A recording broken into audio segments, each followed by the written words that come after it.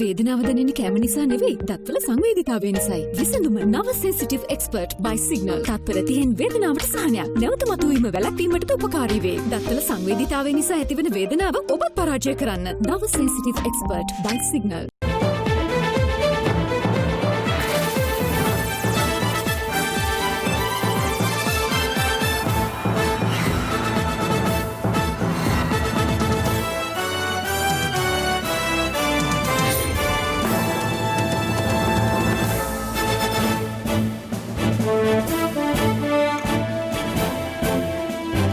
අයිබෝවන් සුබ සන්ධ්‍යාවක්. සියලු සමීක්ෂණ වාර්තා නැවත නැවතත් තහවුරු කළ ලංකාවේ අංක එකේ ප්‍රවෘත්ති ප්‍රකාශය. පැත්ත ගියත් ඇත්ත කියන හිරු සවස 6:55 ප්‍රධාන ප්‍රවෘත්ති ප්‍රකාශය සමගින් මම ධනුෂ්ක සෙනවිරත්න. මම ඉෂාරා දේවේන්ද්‍ර. මුලින්ම පුවත් සිරස්තල.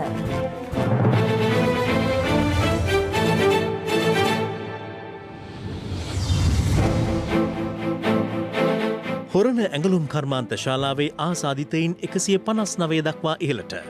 තවත් සේවකයන් 2000ක PCR ප්‍රතිඵල ඉදිරි දිනවල. වැලිකඩ සිටි සහරාන්ගේ බිරිඳටත් කොරෝනා. බෝගම්බර බන්ධනාගාරයේත් ආසාදිතයන් 7ක්. ඇමරිකාවේ ආසාදිතයන් කෝටිය ඉක්මවයි. ධවල මන්දිර කාර්ය මණ්ඩල ප්‍රධානියාටත් කොරෝනා. සති අන්තයේ නිවසටම වී සිටින්න පොලිසිය ජනතාවගෙන් ඉල්ලයි. අපහාස කළ විපක්ෂ මන්ත්‍රීවරුන්ට එරෙහිව අභ්‍යාචනාධිකරණයේ නඩු. දේශපාලන පළිගැනීම් විමසන ජනපති කොමිසමෙන් තීරණයක්. දවස් 30ක්ම අන්ලිමිටඩ් Netflix බලන්න.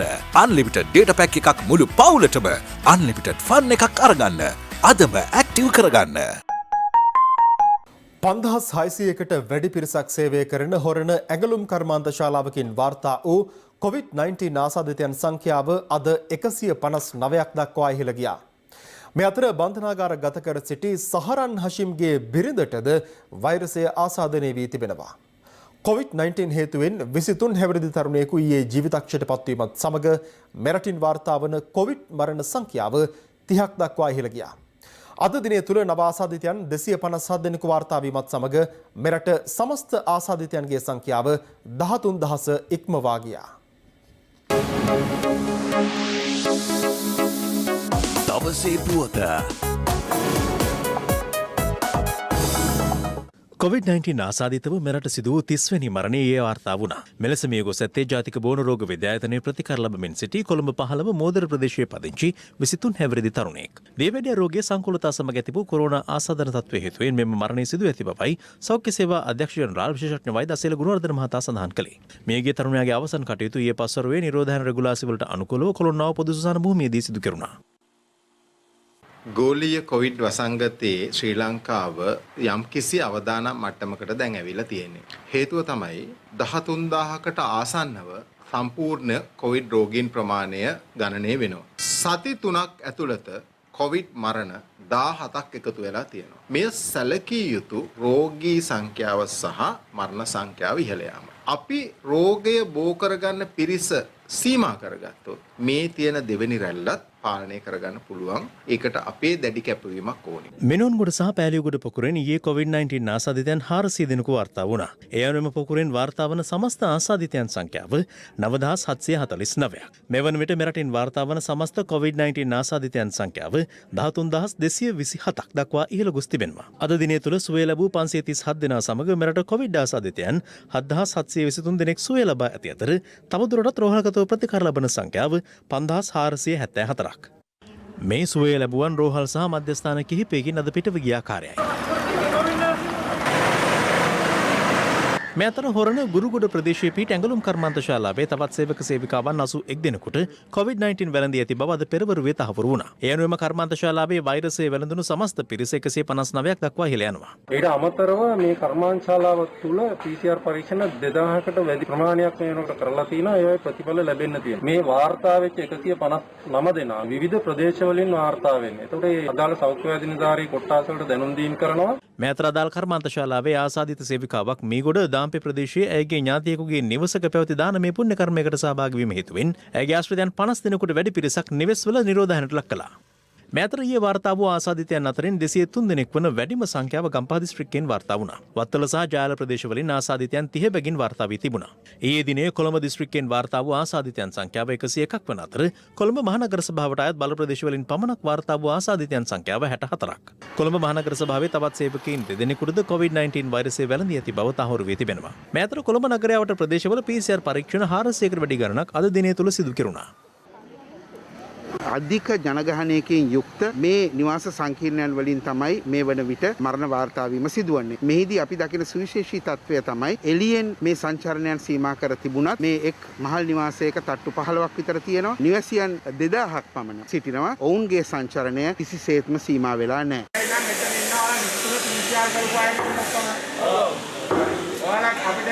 කැම්ප් එකවත් මේම සලකලා අනේ ඔක්කොම ළඟින් කෝල් කරලා අපි යවුවා. ඒකට උඹ 100% ස්තුතියි ඔක්කොමලාට.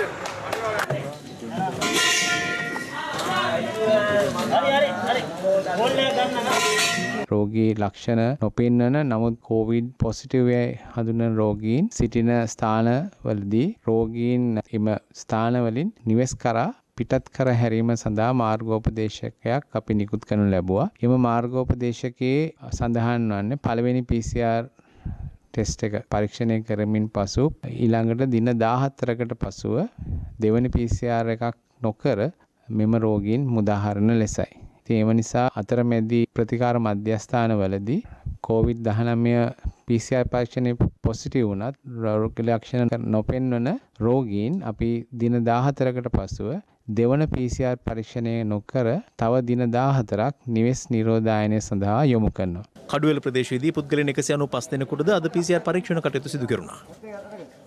කඩුවෙල PCR පොසිටිව් රෝගීන් 149ක් රිපෝට්ලා තියෙනවා. අද දිනේ අපි කරේ රෝගීන්ගේ ෆස්ට් කන්ටැක්ට් ටික ගෙනහැල්ලා 195ක් පුද්ගලයන්ගේ PCR පරීක්ෂණ සිද්ධ කරා. මේ අතර කොළඹ රිමාන්ඩ් බන්ධනාගාරයේ සිට පැරණි බෝගම්බර බන්ධනාගාරයට මාරු කර වූ රැඳවියන් පිරිසකගෙන් 7 දෙනෙකුට COVID-19 ආසාදනය වී ඇති බව අද තහවුරු වූ අතර ඔවුන්ව වැලිකන්ද විශේෂ ප්‍රතිකාර මධ්‍යස්ථානයට යොමු කර තිබෙනවා.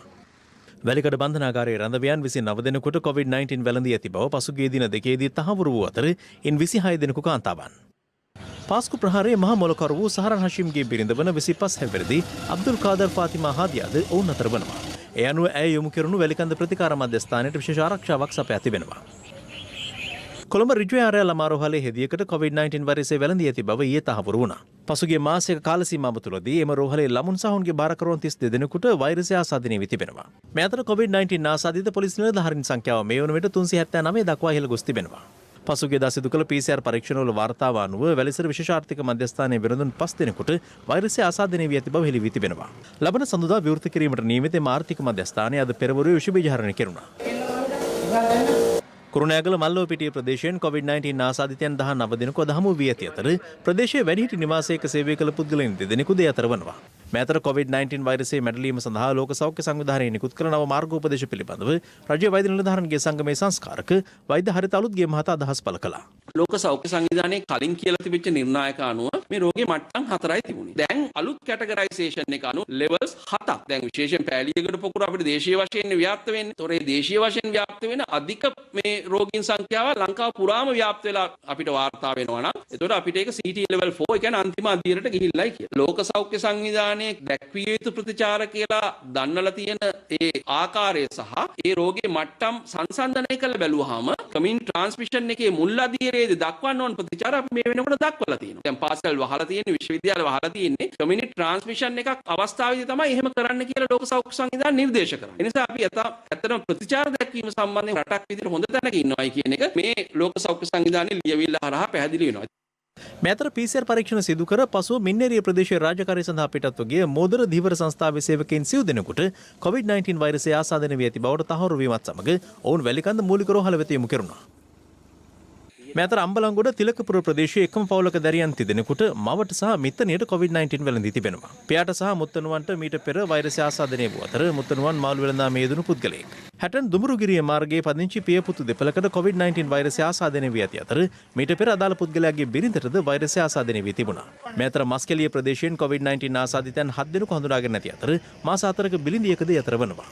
මේ අතර හැටන් නගරයේ වසා දමා තිබූ මාළු වෙළඳසැල් විෂ බීජ හරණයට පැමිණි හැටන් දික්කොය නගර සභා සේවකයින් එම වෙළඳසැලේ තිබූ මුදල් සහ භාණ්ඩ සොරාගෙන තිබ බව වෙළඳසැල් හිමිකරුවන් චෝදනා කරනවා. ඊට අදාළ CCTV දර්ශනද ඉදිරිපත් කරමින් ඔවුන් හැටන් පොලිසියට පැමිණිල්ලක් ඉදිරිපත් කර තිබෙනවා.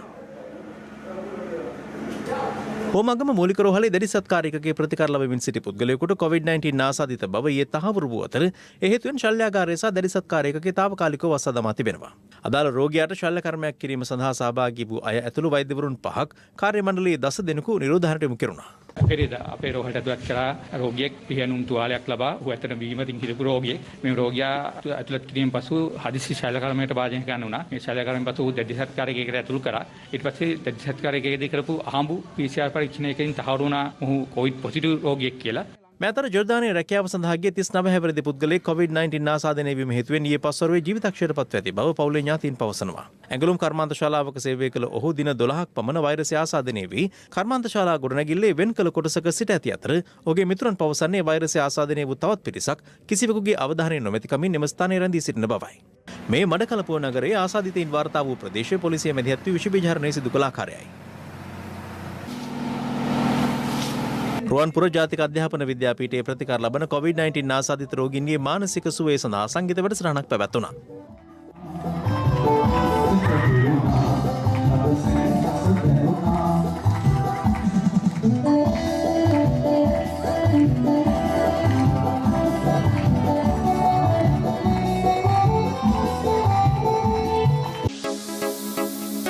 දවසේ පුවත නවලක්ස් බියුටි ඉන්ග්‍රීඩියන්ට්ස් 7ක් සහ විටමින් E සමගින් සඳමෙන් දිතුලන මොහොනක්.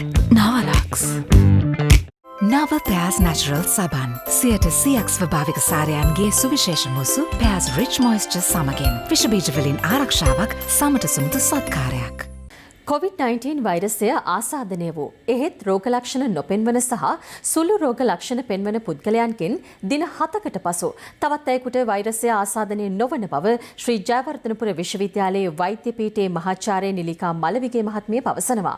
ඇය වැඩිදුරටත් සඳහන් කළේ COVID ආසාදිත පුද්ගලයන් සම්බන්ධයෙන් සමාජයේ මේ වන විට මතුව ඇති කතිකාවත හේතුවෙන් ඔවුන් සැඟව සිටීම කනගාටුදායක තත්ත්වයක් බවයි. ඒසිම්ප්ටොමැටික් සහ සිම්ප්ටොමැටික් මේ කියන තත්ත්වයන්ගේ වෙනස මොකක්ද? ඇත්තටම ඒසිම්ප්ටොමැටික් අය කියන්නේ කිසිම රෝග ලක්ෂණයක් පෙන්눔 කරන්නේ නැති අය. ලංකාවේ අර අපි මේක සමාජයේ පැතිරීම වළක්වන්න උත්සාහ ගන්න හින්දා තමයි අපි ටෙස්ට් කරලා මේ වගේ රෝග ලක්ෂණ පෙන්눔 කරන්නේ නැති අයවත් පුළුවන් නම් හොයාගෙන බලන්නේ. ඒකට සිම්ප්ටොමැටික් අය කියන්නේ COVID වෛරසය ශරීරගත වෙලා රෝග ලක්ෂණ පෙන්눔 කරන අය. රෝග ලක්ෂණ තියෙන අය සහ කිසිම රෝග ලක්ෂණයක් පෙන්눔 කරන්නේ නැති අය දැනට තියෙන විද්‍යාත්මක කරුණු වලින් ඉතාමත්ම පැහැදිලිව පෙන්눔 කරලා දීලා තියෙනවා. දවස් 7කට පසුව මේ අයගෙන් වෙනත් අයට මේ වෛරසය බෝ වෙන්නේ නැහැ කියලා. කොවිඩ් දැඩි ලෙස ආසාදනය වී ඇති පුද්ගලයෙක්ගෙන් දින 7කට පස්සේ තව කෙනෙකුට මේ වෛරසය බෝ වෙන්නේ නැහැ කියලා සහතික කරන්න පුළුවන්ද? ඒ කියන්නේ නියුමෝනියාව හැදෙන අය, එහෙම නැත්නම් කොවිඩ් සංකූලතා ඇති වෙන අය, එහෙම නැත්නම් ප්‍රතිශත කරන පද්ධතිය ප්‍රශ්න තිබෙන අය. ඒගොල්ලන්ගේ ශරීරයේ තියෙන වෛරස් දිගු කාලීනව අනිත් අයට ආසාදනය කරන්න පුළුවන්. PCR පරීක්ෂණ දෙකක් හෝ ප්‍රතිදේහ පරීක්ෂණයක් කරන්නේ නැතුව කවදාවත් ඒ වගේ අය සමාජයට මුදා හරින්නේ නැහැ. එතකොට වෙනත් රටවල් වල නම් ඇත්තටම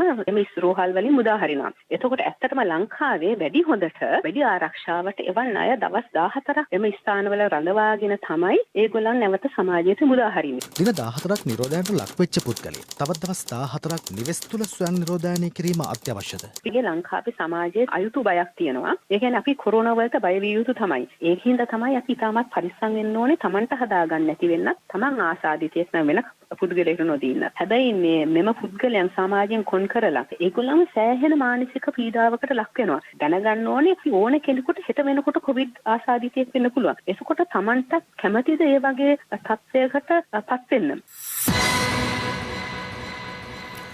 නිරෝධායන ඇඳරි නීතිය ක්‍රියාත්මක කළ ඔක්තෝබර් 4 වෙනිදා සිට අද පෙරපුරුව දක්වා ඇඳරි නීතිය උල්ලංඝනය කළ පුද්ගලයන් 2700ක් අත්අඩංගුවට ගෙන ඇති බව පොලිස් මාධ්‍ය ප්‍රකාශක නියෝජ්‍ය පොලිස්පති අජිත් රෝහණ මහතා සඳහන් කළා. මේ අතර පොලිසිය ජනතාවගෙන් ඉල්ලා සිටින්නේ සති අන්තයේදී සංචරණ සීමා කර නිවෙස්වලම රැඳී සිටින ලෙසයි. බස්නාහිර පළාත කුලියාපිටිය සහ ඇහලියගොඩ පොලිස් බල ප්‍රදේශ හා කුරුණෑගල මහනගර සභා සීමාවට පනවා ඇති නිරෝධායන ඇඳිරි නීතිය තවදුරටත් ක්‍රියාත්මකයි. එසේම ගිරිඋල්ල, මාවනැල්ල සහ හෙම්මාතගම යන පොලිස් බල ප්‍රදේශ හුදකලා ප්‍රදේශ ලෙස තවදුරටත් නම් කර තිබෙනවා. ඇඳිරි නීතිය ක්‍රියාත්මක ප්‍රදේශවල සතියන්තයේදී වැඩි වශයෙන් මාර්ග බාධක යෙදවීමට පොලිසිය තීරණය කර තිබෙනවා. මේ සතිය අන්තය සෙනසුරාදා ඉරිදා ඉවසීම රැඳී සිටීම අත්‍යවශ්‍ය වෙනවා. අම්මාකාරයක ආසාදිතෙක් සමග සබඳතාවයක් ඇති වෙලා තියෙනවා නම් ඒ රෝග ලක්ෂණ මතු පිටට පැමිණෙන්න හැකියාව තියෙන්නේ අද හෙට වගේ දිනවලදී. කෙසේ වෙතත් දැනට ගෙන ඇති තීරණ අනුව ඇඳිරි නීතිය සඳුදා වන විට ඉවත් වීමට නියමිතව තිබෙනවා. නමුත් සමහර ස්ථාන තියෙනවා හුදකලා කරපු ගම්මාන ඒවා ඒ ආකාරයටම තියෙනවා. නිරෝධායන ඇඳිරි නීතිය ක්‍රියාත්මක සහ හුදකලා කර ඇති ප්‍රදේශවල ඇඳිරි නීතිය කඩ කරන පුද්ගලයින් සහ පොලිසිය අදත් මෙහෙයුම් ක්‍රියාත්මක කළා. යුද හමුදා යතුරුපැදි බලකායේ සෙබළුන් අනුරාධපුර ප්‍රදේශ කිහිපයකදී අහඹු ලෙස ජනතාවගේ ශරීර උෂ්ණත්වය පරීක්ෂා කරන අයුරු මෙලෙස දක්නට ලැබුණා.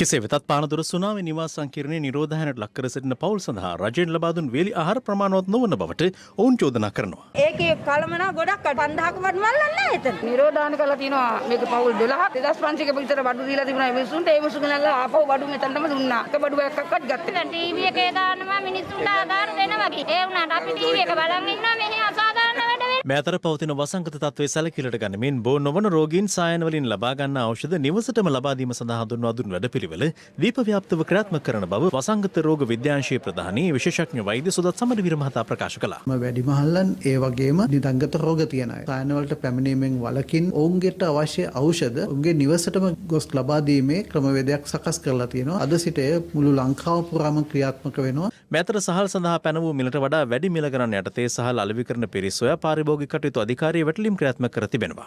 අද සිට ඒ සම්බන්ධව කටයුතු කරනවා. ඒ මිලට වඩා වැඩි මිලට විනිකුත් කරනවා නම් ඒ ආයතනට විරුද්ධව පාරිභෝගික අධිකාරිය පනත යටතේ අපි නීතිමය කටයුතු කරන්න බලාපොරොත්තු වෙනවා. මේ අතර සහල් මිල පිළිබඳ ඇති ගැටලුව සම්බන්ධයෙන් වෙළඳ අමාත්‍ය බන්දුල ගුණවර්ධන මහතා මෙලෙස අදහස් පළ කළා. අපි සහල් සතස මගින් නියමිත මිලට සන්දොයින අවශ්‍ය ප්‍රමාණයට බෙදා හරිනවා. සම්පකාර ව්‍යාපාරයටත් අපි ලබා දෙනවා. වී මෝල් හිමියන් මේ මිලට සහල් සපයන්න දැන් එකඟ වෙලා තියෙනවා. සඳහන් වෙනකොට පෞද්ගලික අංශයට ලැබෙනවා. ලබන සඳුදා සිට කොළඹ මැනින් වෙළඳපොළ කටයුතු ආරම්භ කරන බව මැනින් වෙළඳපොළ පොදු වෙළඳ සමිතිය පවසනවා. රටේ විවිධ ප්‍රදේශවලින් එළවලු එවන ගොවි මහතුන්ට සඳහන් කර සිටිනවා ඔබ 9 වෙනි සඳුදා දින සිට මැනින් වෙළඳපොළට ගොවි නිෂ්පාදන එවන ලෙස. COVID-19 රෝගීන් වාර්තා වීම හේතුවෙන් වසා දමා තිබූ ත්‍රිකුණාමලයේ මාළු වෙළඳසැල අද ජනතාව සඳහා විවෘත කෙරුණා. ඒ මහජන සෞඛ්‍ය පරීක්ෂකවරුන්ගේ දැඩි අධීක්ෂණය යටතේ රථවාහන දඩ ගෙවීම සහ රියදුරු බලපත්‍ර අලුත් කිරීම සම්බන්ධයෙන් පොලිස් මාධ්‍ය ප්‍රකාශක නියෝජ්‍ය පොලිස්පති අජිත් රෝහණ මහතා මෙලෙස අදහස් පළ කළා. සැප්තැම්බර් මාසේ 25 දින හෝ ඊට පසුව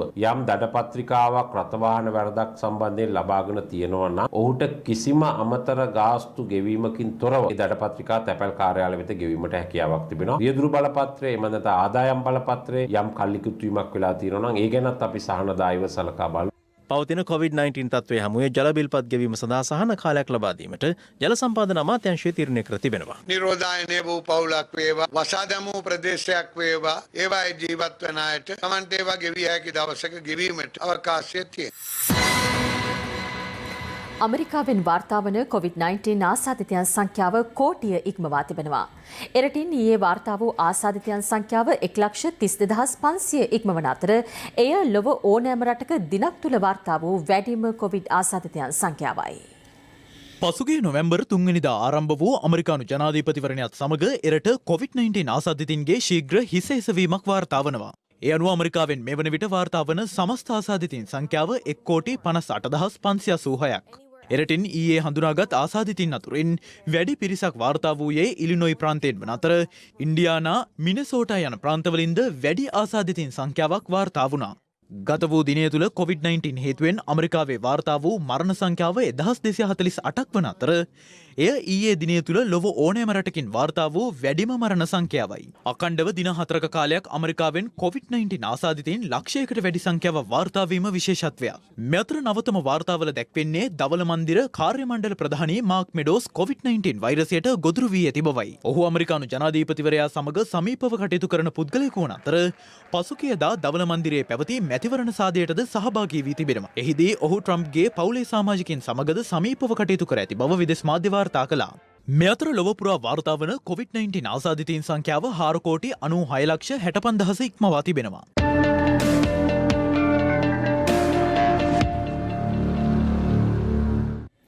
පවතින COVID-19 වසංගත තත්ත්වයක් සමග අප සුරක්ෂිතද? අපවට ආසාදිතයන් සිටිනවාද? සිටිනම් ඒ බව අප දැනගන්නේ කෙසේද? මේ අද අප නිතර පෙළෙන ගැටලුවක්. මේට සාර්ථක විසඳුමක් සුවෙන් සිටමු ඩිජිටල් ව්‍යාපෘතිය හරහා ඉදිරිපත් වී තිබෙනවා. මේ ඒ පිළිබඳව හිරු ටීවී කළ සොයා බැලීමක්.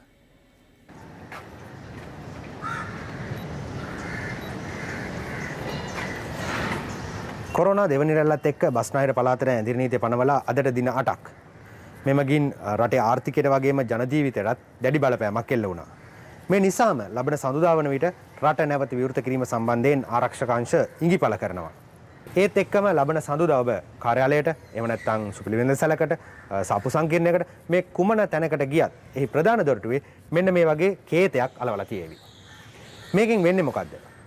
ඒ ගැන ඔබ දැනුවත් කරන්නයි අපි මේ සූදානම් වන්නේ. ජනතාව නිතර ගැවසෙන ස්ථානයන්හි දැනට අනුගමනය කරන ක්‍රමවේදය වන්නේ ඔවුන්ගේ ජීවදත්ත පොතක සටහන් කිරීමයි. එවෙනුවට රටවැසියන්ගේ සංචරණ තොරතුරු සංනිවේදන තාක්ෂණය හරහා රජයේ දත්ත පද්ධතියක සටහන් කිරීමේ නව ක්‍රමවේදයක් හඳුන්වා දී තිබෙනවා. මෙම ඩිජිටල් ව්‍යාපෘතිය නම් කර ඇත්තේ සුවෙන් සිටිමු ලෙසින්. මේ පෝස්ටර් එක තියෙන QR කෝඩ් එක ස්කෑන් කරාම අපි එසැනින්ම පණිවිඩයක් එවනවා. ඔබට මේක ඇතුළට යන්න පුළුවන්ද බැරිද කියන එක. ඊට අමතරව මෙතන ස්ථානයට අදාළ නම්බරයක් තියෙනවා. SS කියලා ටයිප් කරලා එතන තියෙන නම්බරය අපිට SMS කරන්න. 1919 කියන නම්බරයට. අපි රජයට දීලා තියෙනවා ඇඩ්මින් සයිඩ් එකක්. ඒකෙදි ඒගොල්ලෝ කරන්නේ පොසිටිව් වෙලා එන පුද්ගලයින්ගේ NIC නම්බර එක ඇතුළත් කරාම ඒගොල්ලන්ට පෙන්නනවා ඒ පුද්ගලයා ගිය ස්ථාන ඔක්කොම ටික. ඉස්සෙනින් අපි SMS පරිමිඩයක් යවනවා. ඔබගේ දේවස්ථානයට මෙහෙම පොසිටිව් වෙච්ච පුද්ගලයෙක් ඇවිල්ලා තියෙනවා. ඊටත් අමතරව අපිට කියන්න පුළුවන් මේ පොසිටිව් වෙච්ච පුද්ගලයා ගිය තැන්වලදී ඒ වෙලාවේ හිටපු පුද්ගලයන් සම්බන්ධ. මම ආරාධනා කරන ඔක්කොමලටම අපිත් එක්ක රෙජිස්ටර් වෙන්න. SSREG NIC එක නම්බර එක ටයිප් කරලා අපිට එවන්න 1919 කියන SMS පරිමිඩය. මෙසේ ලියාපදිංචි වූ පසු මෙම කේතය ඇති ඕනෑම ස්ථානයකට නිදහස්සේ ඇතුළු වීමේ හැකියාව ඔබට ලැබෙනවා. මෙම පහසුකම ලබා ගන්නට ඔබ සතුව ස්මාර්ට් දුරකථනයක් තිබීම අත්‍යවශ්‍ය නැහැ. සාමාන්‍ය ජංගම දුරකථන හිමියන්ටත් මේ සේවාව හා සම්බන්ධ විය හැකියි. මේ විසඳුම හරහා බලාපොරොත්තු වෙන රටේ ඉන්න සියලුම ආයතන ව්‍යාපාරිකයන් ප්‍රජාව මේ කටයුත්තට ජාතික වශයෙන් සහයෝගය ලබා දෙයි කියලා. මේකේ වැදගත්ම කරුණ තමයි මේ අපි ආරක්ෂා කරන්නේ ඔබ. මේ අයුරින් ඔබ ලබා දෙන දත්තවල සුරක්ෂිත භාවය පිළිබඳ ඇති සහතිකය කුමක්ද? දත්ත පද්ධතියට ඇක්සස් තියෙන්නේ රජයට විතරයි. මේ ප්‍රශ්නේදී අපි දැක්කා ගෑනු ළමයි පොතේ නම ෆෝන් නම්බරේ ලියන් ගියා පස්සේ මොකද්ද උනේ කියලා. අපි කිසිම දත්තයක් පිටට ලබා දෙන්නේ නැහැ. කඩිමුඩියේ ආනයනය කළ බව පැවසෙන රැපිඩ් ඇන්ටිජන් ටෙස්ට් හෙවත් ක්ෂණික ප්‍රතිදේහ ජනන පරීක්ෂණ කට්ටලවල නිරවද්‍යතාවය පිළිබඳ බරපතල ගැටලු මතුවන බව වෛද්‍ය රසායනාගාර වෘත්තීයවේදීන්ගේ සංගමේ සභාපති රවි කුමුදේශ් මහතා පවසනවා.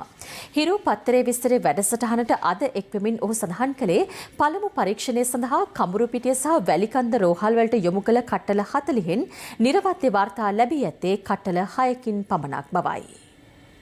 කොරෝනා මර්ධනය කිරීම සඳහා අපිට තියෙනවා නම් රසායනාගාර උපක්‍රම ඒ උපක්‍රමවල පිදුරු ගහක් තමයි මේ ශනික ප්‍රතිදේහ ජනක පරීක්ෂණ. ඒ වගේම PCR වලට කිසිම ආකාරයක මේ රැපිඩ් ඇන්ටිජන් ටෙස්ට් එක විකල්පයකුත් නෙමෙයි. මේ ශනික ප්‍රතිදේහ ජනක පරීක්ෂණේ කට්ටලේම ගහලා තියෙනවා මේකෙන් නෙගටිව් රිසල්ට් එකක් ආවත් ඔයා නැවත කන්ෆර්ම් කරගන්න ඕනේ. හරි. අපිට වාර්තාවක් එනවා හොංකොං හරහා ආපු ෆ්ලයිට් එකක කිට්ස් ලක්ෂ 2ක් ලංකාවට එනවා කියලා. ඒතකොට කවුද මේ තීරණය අරගත්තේ? හිටපු නියෝජ්‍ය සෞඛ්‍ය සේවා අධ්‍යක්ෂ රසායනාගාර සේවාව එකපාරටම ඕපපාතිකව ඇවිල්ලා කියනවා අපි හෙට ඉඳන් විනාඩි 21ක් ගේනවා කියලා. ඒ විනාඩි 21ක් ගේනවා කියපු ගමන්ම මෙන්න සුමානකින් විතර මේ බඩු එනවා. එතකොට ඊයේ දවසේ සෞඛ්‍ය ලේකම්තුමා ප්‍රකාශයක් කරලා තිබ්බා මේක වැලිඩේට් ප්‍රොසෙස් එක හරි. දැන් මේක පාස් කියලා. නමුත් අපිට වාර්තා වෙනවා මේ ප්‍රතික්‍රියක කට්ටල පරීක්ෂා කිරීමට තැන් දෙකකට යවලා තියෙනවා. කබුරුපිටිය රෝහල සහ වැලිකන්ද රෝහලට කිට්ස් 40ක් පරීක්ෂා කරලා තියෙනවා එක තැනක. එකෙන් 6යි නිවැරදි වාර්තා ලැබිලා තියෙනවා. මේ අතර රැපිඩ් ඇන්ටිජන් ටෙස්ට් කට්ටල මෙරටට ගෙන්වීම පිළිබඳ පැන නැගී ඇති ගැටලු සම්බන්ධයෙන් විවිධ පාර්ශව අදහස් පළ කළා. දැන් තමයි ආණ්ඩුව කතා කරන්නේ විනාඩි 20න් ප්‍රතිඵල දෙන්න පුළුවන් ටෙස්ට් එකක් තියෙනවා. ඒ ඇන්ටිබොඩි ටෙස්ට් එක ක්‍රියාත්මක කරන්නට දැන් රජය සූදානම් කියලා. පහුගිය මාස 7-8-9 පුරාවටම ඇයි ඒව ගැන හිතුවේ නැති? තමන්ගේ ගජමිතුරන්ගේ ඩොලර් මිලියන ගණන් වලින් සාක්කු පුරවීමේ වැඩසටහන කේන්ද්‍ර කරගත නොගෙන ජනතාව ජීවත් කරවීම උදෙසා මේ වැඩසටහන ක්‍රියාත්මක කරන්න. මේ ඇන්ටිජන් ටෙස්ට් කිට් විශාල ප්‍රමාණයක් ගෙන ඒමේ යට තියෙන්නේ කොරෝනාව ගරානාවක් බවට පත් කර ගැනීමක් විදිහට තමයි අපිට දකින්නේ. අපි දන්නවා මේ වෙලාවේ මේ වදුර වසන්තයක් කරගත්තු පිරිසක් ඉන්නවා. ඉතින් අපිට පේන්නේ නැහැ මේ රජයේ සෞඛ්‍ය ඇමතිතුමිය ඇතුළු වගකියුතු බලධාරීන් වගකීමෙන් කටයුතු කරනවා කියලා. දැන් වතුර කලේ හැලෙව්වට පස්සේ අපිට පේන්නේ මරණ සංඛ්‍යාව වෙන්න වැඩි වෙනවා. කොරෝනා වෛරසය හඳුනා ගැනීම සඳහා යොදනු ලබන රැපිඩ් ඇන්ටිජන් කියන පරීක්ෂණ කට්ටල ලංකාවට ගෙන්වීම සඳහා ටෙන්ඩරය ලබා දීලා තිබෙන්නේ මේ ආණ්ඩුවේ ගජමිතුරෙකුට රටට අහිමි වෙන සම්පූර්ණ මුදල ලක්ෂ 1600ක් බවට මේ වෙනකොට ගණන් බලා ඇතැයි සමාජ මාධ්‍යවල පළ වෙලා තිබෙනවා. මේ එක් කට්ටලයකට අමතර මුදලක් හැටියට රජයට දරන්නට සිද්ධ වෙලා තියෙන රුපියල් 200ක මුදලක්. වෙන වෙනම චලනය වන තල තුනක් විටමින් E හා කෝමාරිකා සහිත නිසා ඉතා සමීප හා සුසිනිදු රැවුල බෑමක්. ඔබත් අදම බිග් ෆ්ලෙක්ස් 3 සමග ප්‍රොෆෙෂනල් ෂේව් එකක් අත්විඳින්න. සේෆ්ගාඩ් හෑන්ඩ් සැනිටයිසර් නවතම නිෂ්පාදන පෙළ නිරෝගීමත් දිවියකට.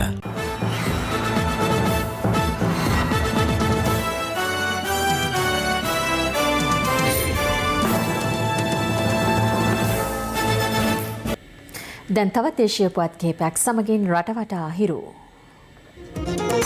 රටවටා හිරු. දිවංගත ඩී.ඒ. රාජපක්ෂ මහතාගේ 53 වෙනි ගුණ සැමරුම වෙනුවෙන් වීරකැටියේ මැදමුලන ඉදිකර ඇති ඩී.ඒ. රාජපක්ෂ මහතාගේ සහ එම මැතිණියගේ ස්මාරක සඳහා පුෂ්ප පහර දැක්වීම ජනාධිපති ගෝඨාභය රාජපක්ෂ, අග්‍රාමාත්‍ය මහින්ද රාජපක්ෂ යන මහතුරුන් සහ පවුලේ ඥාතීන්ගේ ප්‍රධානත්වයෙන් සිදු කෙරුණා. ගුණ සැමරුමට සමගාමීව වීරකැටිය මැදමුලන නිවසේදී පිරිත් දේශනයක් සහ අද පෙරවරුවේ දානමය පින්කමක්ද සංවිධානය කර තිබුණා. අපහාස කිරීමේ චෝදනා යටතේ සමගි ජනබලවේගයේ හරින් ප්‍රනාන්දු, ජේ.සී. අලවතුවල, මයන්ත දිසානායක, සුජිත් සංජය පෙරේරා සහ නලින් බණ්ඩාර යන පාර්ලිමේන්තු මන්ත්‍රීවරුන්ට එරෙහිව අභ්‍යාචනාධිකරණය හමුවේ නඩු පැවරීමට දේශපාලන පළ ගැනීම පිළිබඳ සොයන ජනාධිපති කොමිසම තීරණය කර තිබෙනවා.